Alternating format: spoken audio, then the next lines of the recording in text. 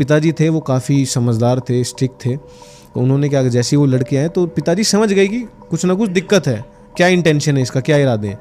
तो लड़की को घूर भी रहे हैं, उनके पिताजी से हंसी मजाक करने की कोशिश कर रहे हैं, और उनके पिताजी का बिहेवियर घुल मिल नहीं रहे हैं कि होता है ना, सामने वाला मजाक कर रहे हो, हंस नहीं रहे हैं, गुस्से में ही है।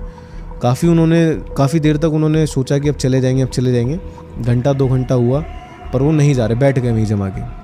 उनके पिताजी को गुस्सा आया, तीनों को धमकाया, क्योंकि गांव के लोग भाई शेर हैं अपने आप में, लड़के यंग ही थे, तो उनको धमकाया, चलो निकलो यहाँ से, तुम क्या इरादे हैं तुम्हारे सब जान रहे हैं अपनी भाषा में, निकलो यहाँ से। लड़के डर गए, क्योंकि पिताजी भाई जो बेटी के लिए प्रति उनका जो भावना है वो तो किसी को भी कुछ भी कर देंगे।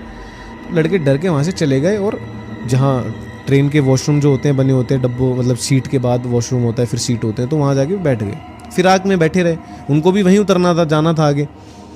तो अब उसके पिताजी समझ गए कि भाई सेफ़ नहीं है, थोड़ा लड़की का ध्यान रखना पड़ेगा।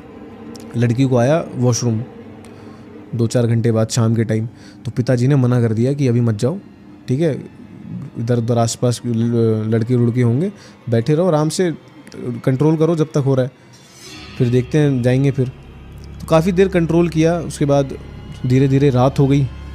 तो रात में क्या हुआ, जितने भी पैसेंजर थे उस डब्बे में, सब लोग धीरे धीरे उतरते गए, अपने अपना रेलवे स्टेशन आता गया, उतरते गए, और रात में 10-11 बजे करीब पूरा डब्बा ऑलमोस्ट खाली हो गया, 80%, 20% लोग बचे।